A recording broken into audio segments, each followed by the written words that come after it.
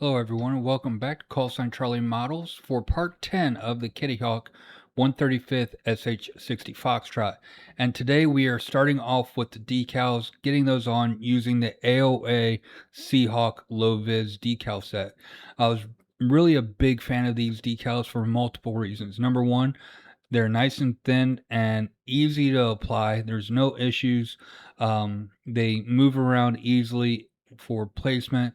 And also, the other thing I really like about them is the numbering of the decal sheet. So typically, um, on many manufacturers, the numbers are just sporadic on the decal sheet. There's no rhyme or reason or organization to the decals, also along with the instructions. Now, with the AOA decals, they all the decals numbered right alongside. So one going from left to right all the way to 10, 15, whatever, and then the next row was 16 and then across, and so on and so forth. The other thing is on the instructions, they actually had it numbered so you weren't searching like one decal was number 1 and then the next decal was number 145 or so.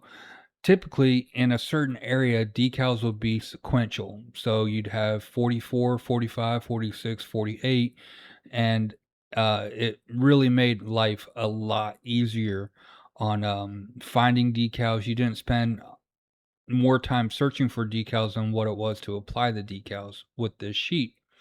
And then the other thing is with these decals, they do really work well with the silicone tip brush that I bought. And if you guys haven't yet, I can't recommend them enough. They are a game changer for applying decals. I'm really a big fan of them, and I'm really happy I got them. So now we're applying the decals for the 612 of the HS5 Night Dippers. 612. So the SH-60Fs in the squadron typically ran numbers 610 through 614. And then the hotels of the squadron, the 60 hotels, would have 615 through 619 or 8. I can't remember exactly how many there were. So that's the nice thing about these birds right here. And also, the 610 was always the skipper's bird, the commanding officer's bird, which always had the colorful tail art to that. So, the other nice thing about the decal instructions on this is the placement of the decals were very easily read. All the panel lines on the artwork matched the model, so you could definitely line up your decals. There's no questions about where a decal went. So that's another nice thing about these AOA decals. I can't speak more positive on them because I mean it's just they were absolutely amazing, and I can't wait to use them again and again and again. So getting the stars and bars on. It looks like it's upside down, but as you know, the stars are always flying forward. So we got that. And then the 612, on the tailplane um, went down really nice, formed around the bumps on there really nicely. No issue with that. The one problem with the kit is the connection point for the two outer tips are kind of weak. So I did actually break that once and have to reglue it. And now what I'm doing is I'm just applying some microset onto the model, onto the decals to let those decals burn into the plastic or the paint to get that painted on look started. And then with the other side is pretty much all the same decals except for this one right here.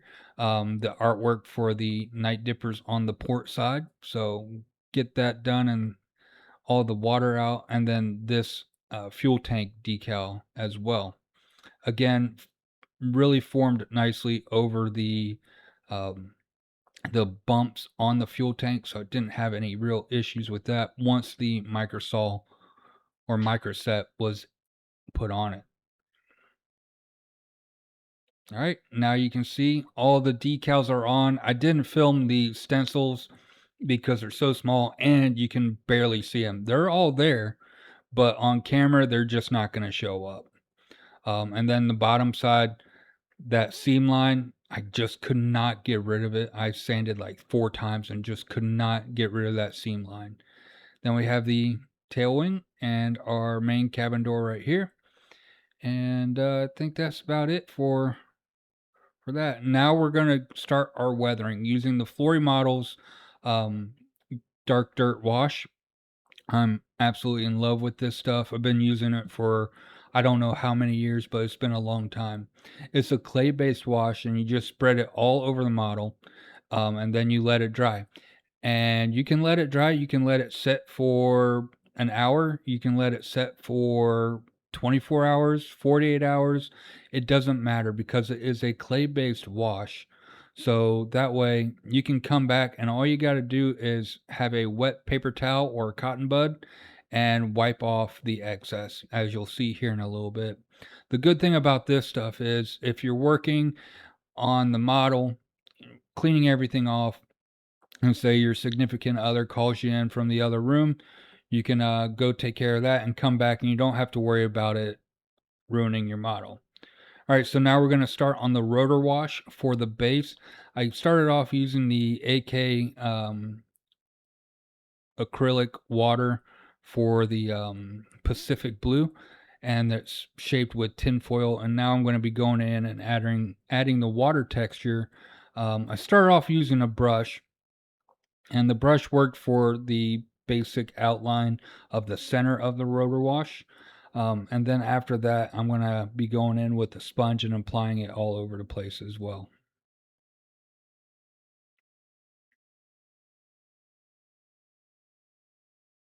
Just getting an outline of the center. As you saw in the picture earlier, it's not a direct circle of the center of the rotor wash.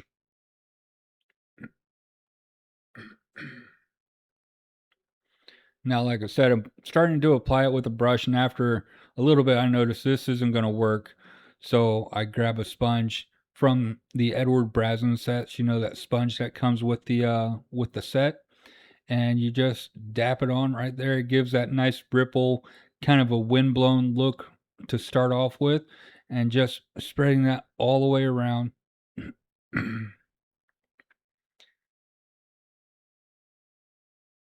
And then we have a few more levels to the rotor wash as well.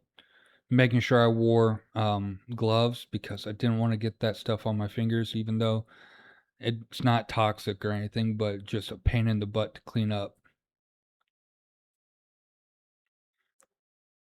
Getting that moved off. Now we get to clean off that Flory wash. I let it set for a day or two um, because that's when I finally got back around to it. And just cleaning it all off with the wet paper towel. You can see there the wing kind of broke a little bit, so I'm gonna have to glue that back in after I finish cleaning everything up. Using some Tamiya Quick Set cement right there, and then we're gonna finish cleaning it up. All the excess is wiped off, and it just leaves what's in the panel lines and the rivets. So perfect. And then doing the same thing on the main fuselage.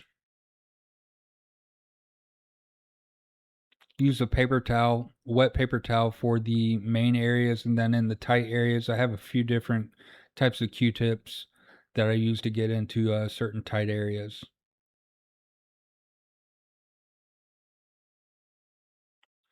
Also, when you're using the Flory wash, you do want to make sure, if you do want it to be a semi-clean model, you want to make sure you use a gloss coat. The dirtier you want your aircraft to be, um, you use a matte coat or a semi-matte coat or any of those. They'll leave some more residue in for this Flory wash because it gets into all the grains of the matte coat. So here we go. That's the finished product with the panel line wash done. So after this, I am going to hit it with a matte coat to seal everything in. So that way when I am applying the oil washes and everything else, the panel line wash doesn't get washed out from the thinners.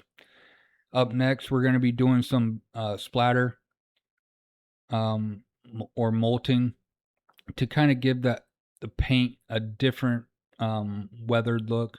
Kind of looks like it's getting beat down by the sun, and also with the salt water on the flight deck and everything. So that's going to eat away at the paint a little and leave different areas. So we have the multi-white, and we're going to be using multi-gray as well here to get some differentiation or differences in paint colors. And then the grayish brown for the exhaust area. Just to start off, we have more weathering to do with the exhaust cans as well.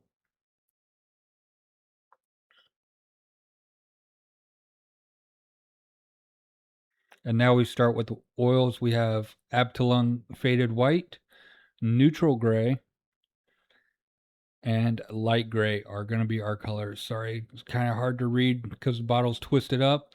Just doing the dot, and then I'm just going to blend it in right here.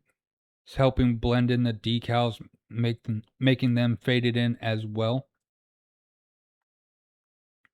I'm just dragging everything down like a streaking.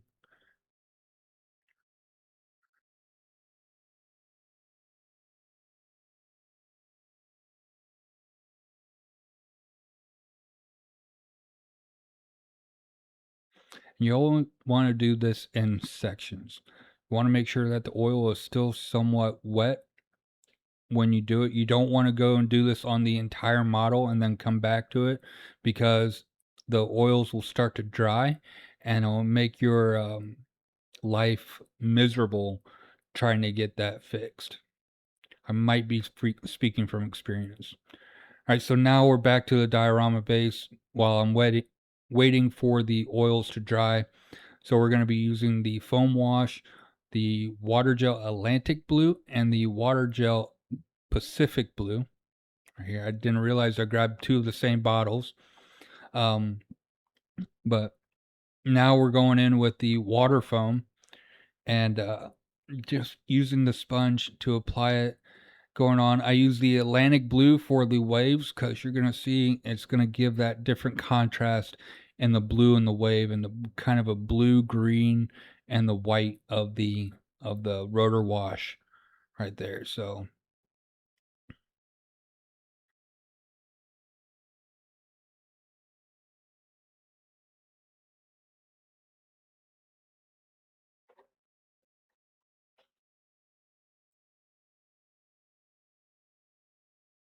all right, now we're on to final assembly with the Mark 46 torpedo. This is an aftermarket one. I think I showed it in the previous video.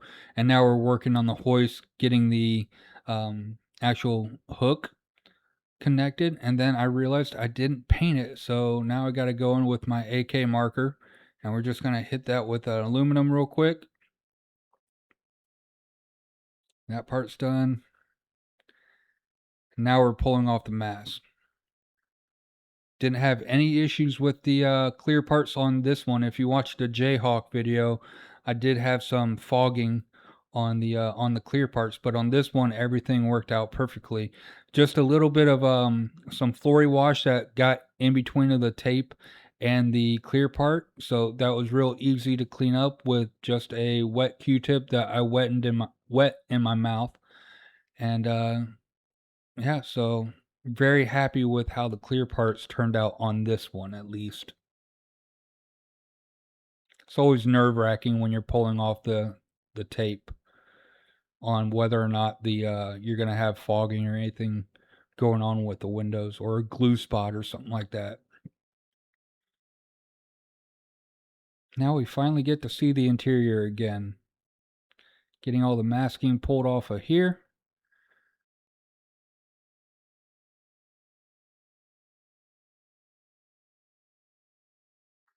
And getting the main cabin door attached. Slots right in. Perfect fit on the rails. No real issues with that. Just had a little bit of a hair to take care of. And now we're getting these handrails that were super fragile.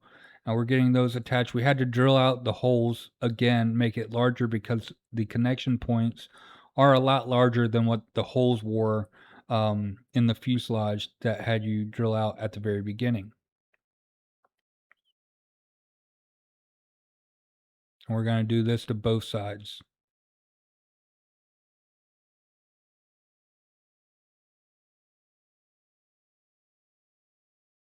And that's going to be the end of this build right here. We're going to come up and we're going to show real quick the progress. We just have some final assembly on the main rotor head and getting it attached to the base, and we are all done. So I'll see you guys in 1 second. All right, so that's the end of this part of the SH-60 Foxtrot, and it's getting close to the end. Just got to do the final assembly and get everything done. And that's actually going to be the next video for this, is going to be the final review. So I hope you guys enjoyed watching this, and stay tuned, because in the next day or two we're going to be having the final review of this build come up. So I hope you guys enjoyed. If you haven't yet, don't forget to like and subscribe, comment down below, hit the bell button for notifications of when I post future videos. And until next time, I hope you guys have a great day, and I'll see you then. Bye bye.